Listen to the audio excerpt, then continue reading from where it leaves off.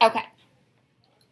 So when we talk about setting, we want to pay attention to the author's specific language. This helps us to grasp the mood and the atmosphere, the norms and the tempo and the place and everything that goes with setting. So when you are reading in your AR book, I really want you to think about what the author is saying to you and how important his words and his language might be to the setting of the story. So right now I'm just going to take a second and read to you just a little excerpt from James and the Giant Peach. And I want you to think about this setting. And I know at least most of you, just about everybody has heard the story. But we're just gonna read just a little bit of this, and I'm gonna read a couple of different spots. Okay. Thinking about the mood and the atmosphere, thinking about not just the words that the author is using, but also the words that he's not saying. How does it make you feel? Okay, here we go. Here's James Henry Trotter. When he was about 4 years old. Up until this time, he had had a happy life, living peacefully with his mother and father in a beautiful house beside the sea. There were always plenty of other children for him to play with, and there was the sandy beach for him to run about on, and the ocean to paddle in.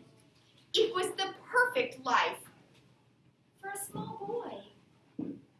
Right now, what's the atmosphere? What's the mood? What do you think about the setting right now? Happy. Kind of cozy. Cozy. Funny. Yeah. Cheerful, I heard. Light. Those are all kind of, they actually didn't say any of those, but we got that feeling from the words that the author was using. Let's go a little further. Then, transition word.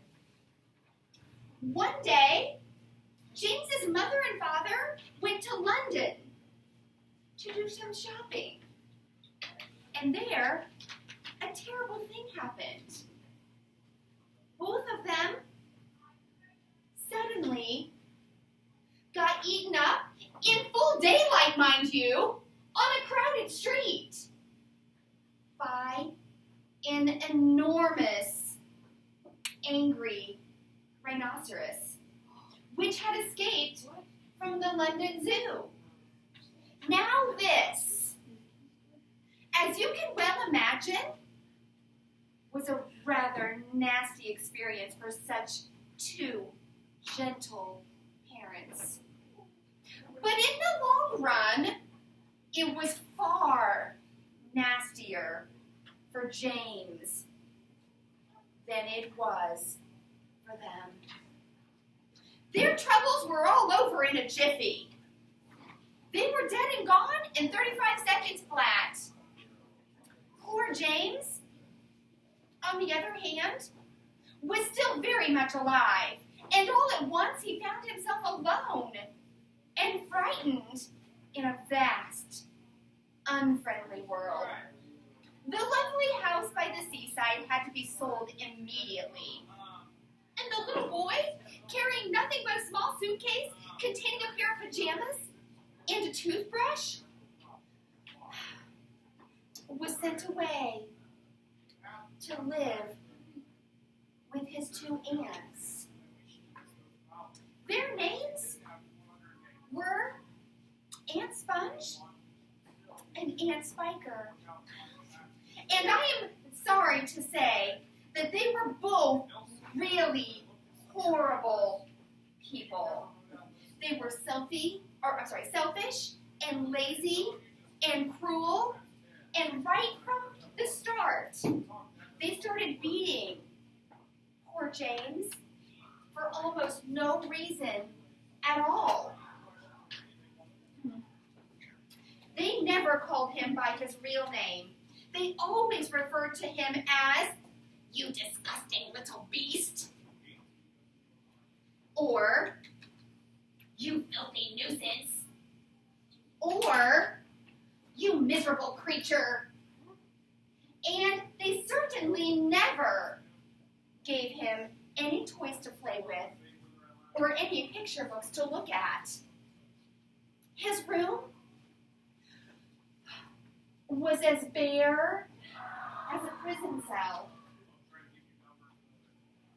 Okay? What is the mood, the setting, the atmosphere? What does all of that look like now? Horrible. It did kind of say horrible a little bit, but yeah, gloomy, depressing, miserable. Absolutely. Victor. Dark. Absolutely. Rifle. Okay. Now I'm going to go a little further. Now we have James living with Aunt Sponge and Aunt Spiker. And he has definitely had a change of scenery. The setting, by far, is different than what he lived in before. Okay, so here's James Henry Trotter after he had been living with his aunts for 3 whole years, which is when this story really begins. For now, there came a morning when something rather peculiar happened to him. And this thing, which I can say was only rather peculiar, soon caused a second thing which happened, which was very peculiar. And then the very peculiar thing, in its own turn, caused a really fantastically peculiar thing to occur. It all started on a blazing hot day in the middle of the summer.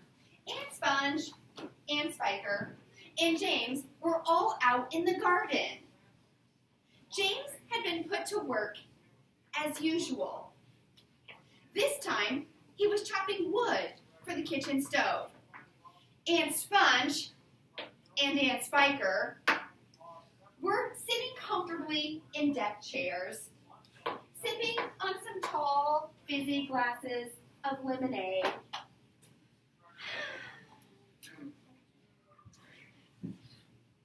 Okay. And watching him to see that he didn't stop work for one moment. Aunt Sponge was enormously fat and very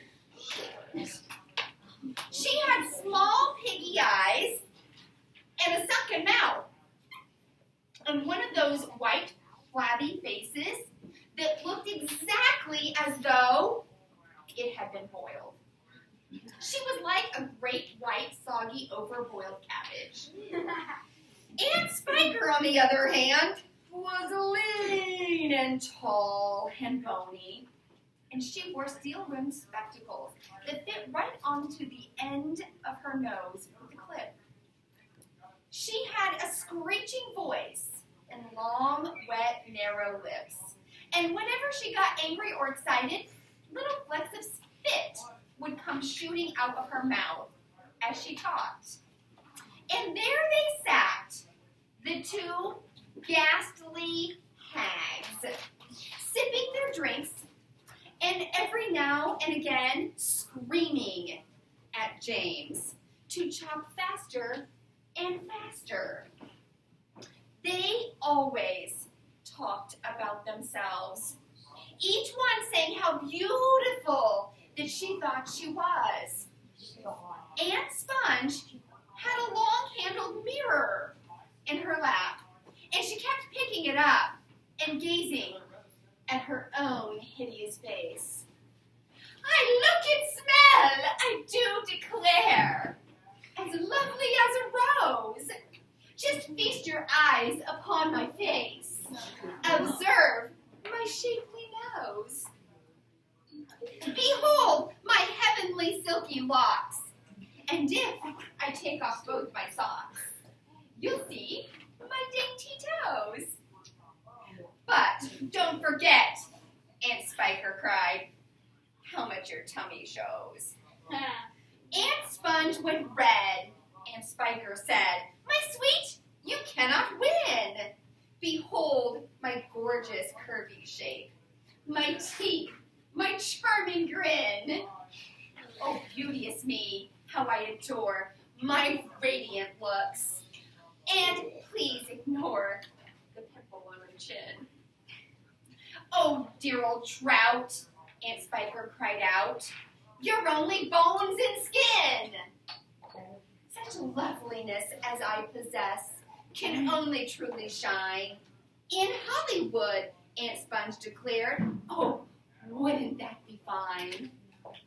I'd capture all the nation's hearts. They'd give me all the leading parts. The stars would all resign. I think you'd make, Aunt Spiker said, a lovely Frankenstein. Boys and girls, take a minute right now and write down, you may talk to the people around you, what was the mood now? What was the atmosphere? What was the setting? Take a second and write down a few things that you think about now. What was it now?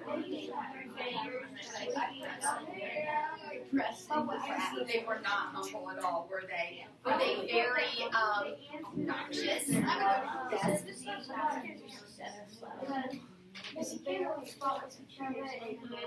Yeah, so write down.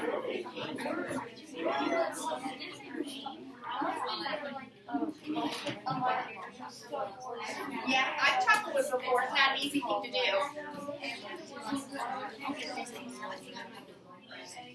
What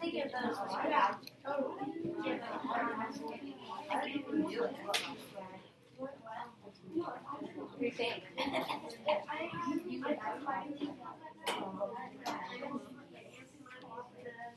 Oh, yes.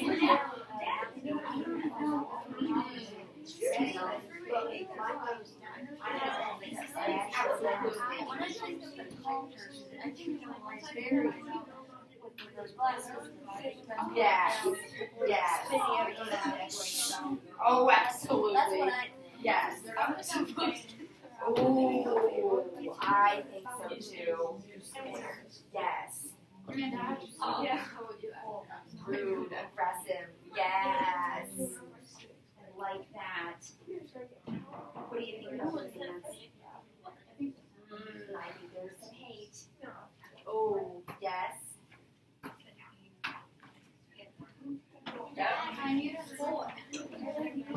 They were, absolutely. Okay, let's talk about this. What do we know about these two ants? What was the atmosphere? What was the mood? And it didn't really give it, but we definitely got a sense. Branston.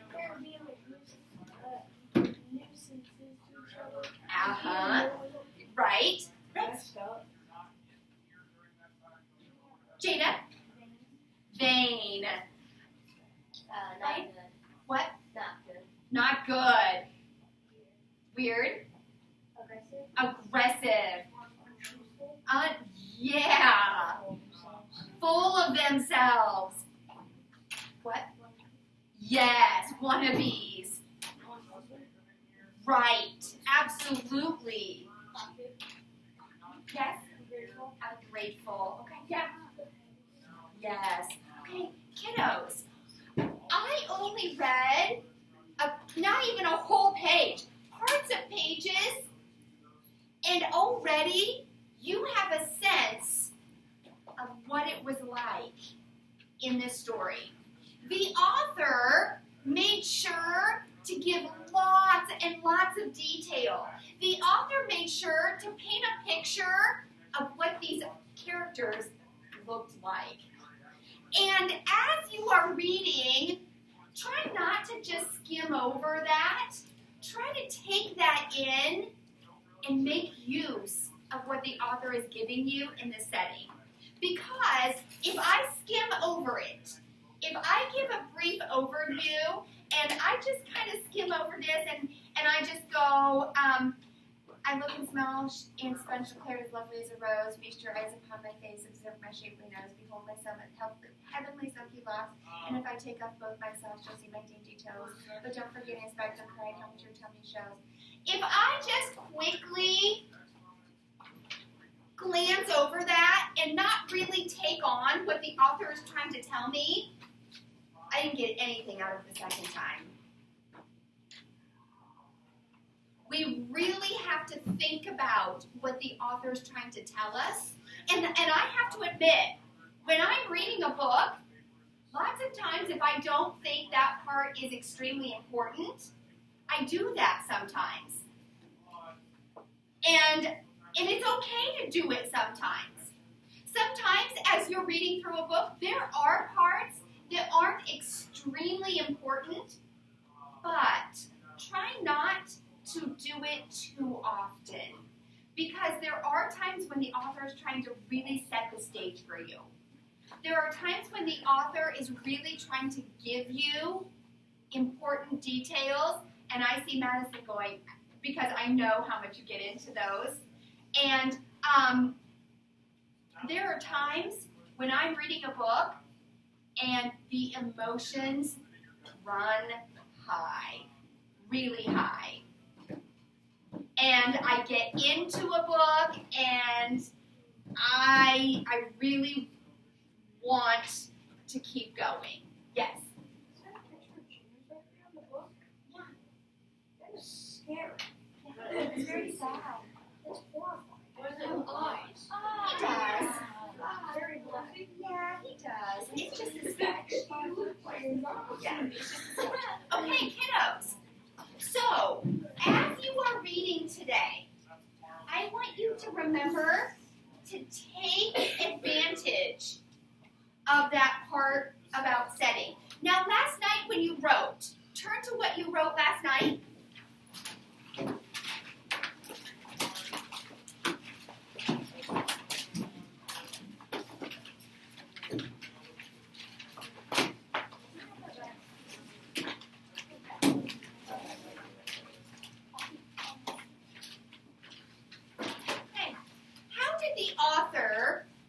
Use this setting last night with your characters. Talk to me about what you wrote down last night, about the setting and the characters, and what the author did last night when you read. Talk to me about that. Victor.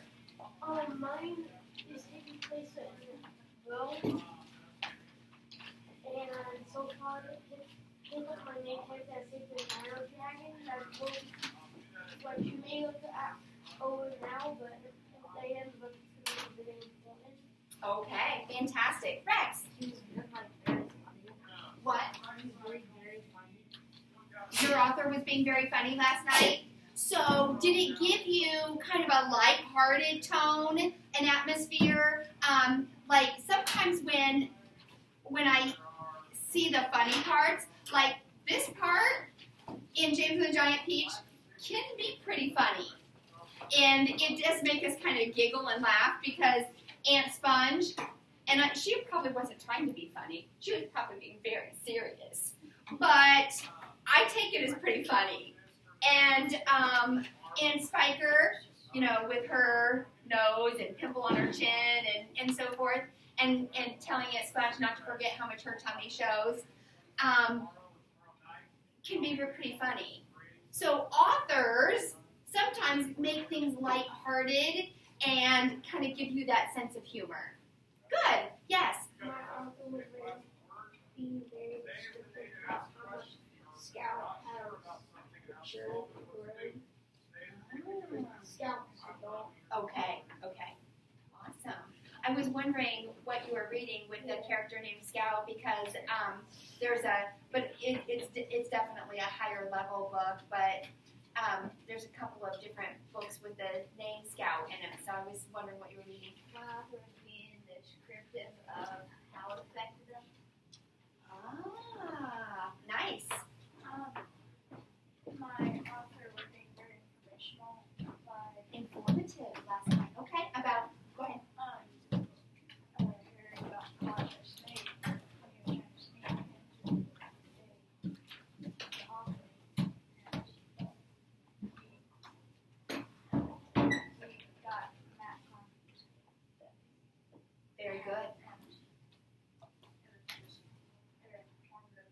So it gave you lots of details so that you could try to figure out.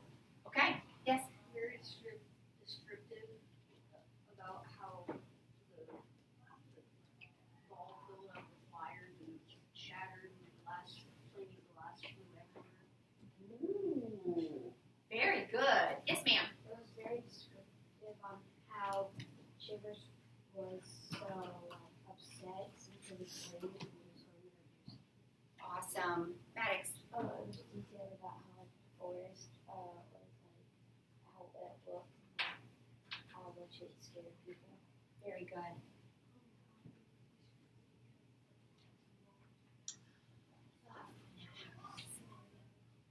Because they were yelling. Good. Frank. My character needed his driver license renewed and met a person, and that person will be really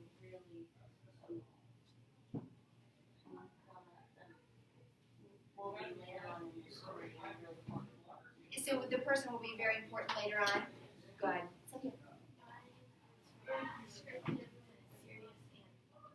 Okay. Part where Mr. Moses is sitting on the porch, he's a dog, he's waiting for Corey to come home. So he just sits there waiting for hours until he gets home. Awesome. Madison. My part was just a question because Trish got killed.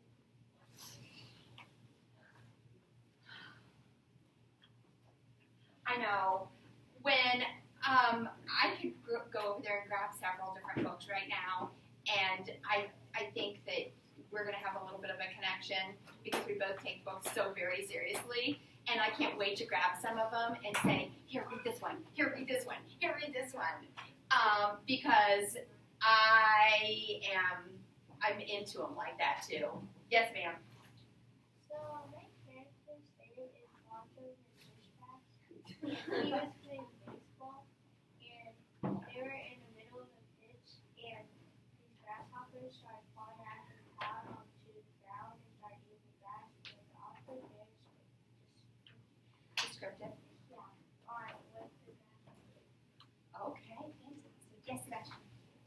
My author was being descriptive and serious about how they built the land of Bridewell and how it was laid out and how they built a wall around to keep the spirits from the North Woods out. Ooh, wow. Gosh, I can even kind of picture that in my mind. Yeah. I was using the text, so I'm dribbling down the core, it would go from shift from side to side, like each one would be screwed over more. Oh, Like that's it would run down the page and then running down the core. awesome. Yeah. I guess I wouldn't have thought about doing that. My author very descriptive how I left the movie and then very descriptive how they loved looking around. Okay, very good. All right, kiddos. So, our next step is to think about what this means for the character. Think about how our characters in your reading, when you are reading, because I'm going to give you some time here in just a minute to start reading. When you are reading, really think about how your setting affects your characters. And I know you are supposed to read 30 minutes every evening. You have a little time right now to get started on your evening reading. So, and if you come across anything, go ahead and jot that down, and that can be your writing as well. Go ahead, you may get started. Thank you.